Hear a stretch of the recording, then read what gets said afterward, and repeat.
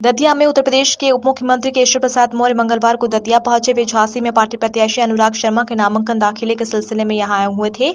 कुछ समय निकालकर वे दतिया मां पीताम्बरा माई के दरबार में मत्था टेकने के लिए पहुंचे थे।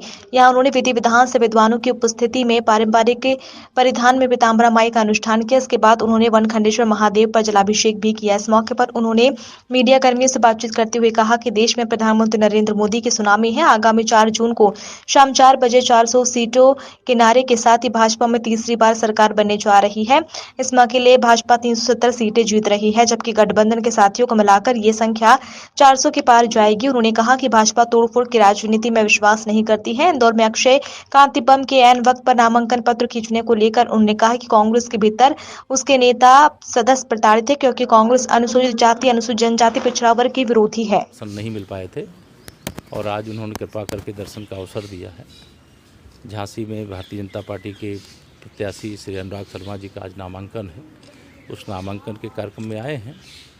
हम लोग ये कह सकते हैं कि यूपी हो या एमपी हो, हम उत्तर प्रदेश की 80 की 80 और मध्य प्रदेश की 29 की 29 और देश में 370 भारतीय जनता पार्टी के कमल के फूल पर भाजपा के हमारे सांसद बनेंगे और 400 से अधिक एनडीए गठबंधन के बनेंगे।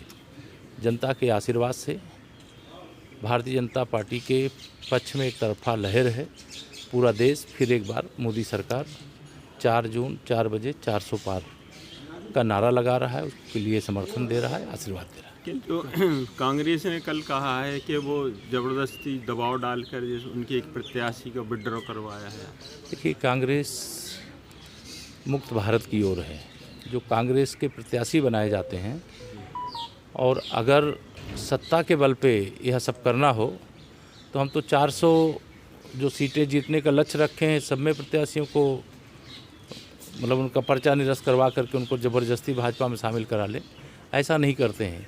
कांग्रेस के ही अंदर जो काम किए उनको भी कांग्रेस से घृणा हो गई है, क्योंकि कांग्रेस कभी भी देश के हित में, देश के बहुसंख्य जिसमें ओबीसी, एससी, एसटी है, उसके हित में काम नहीं करती। गरीबों के, किसानों, महिलाओं, नौजवानों के हित में काम नहीं करती।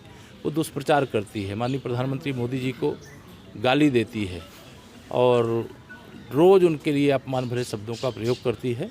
और जनता ने ठाना है मोदी जी को तीसरी बार पीएम बनाना। सर, कांग्रेस प्रदेश अध्यक्ष ने देवाशीष जरारिया को बीजेपी का एजेंट बताया है।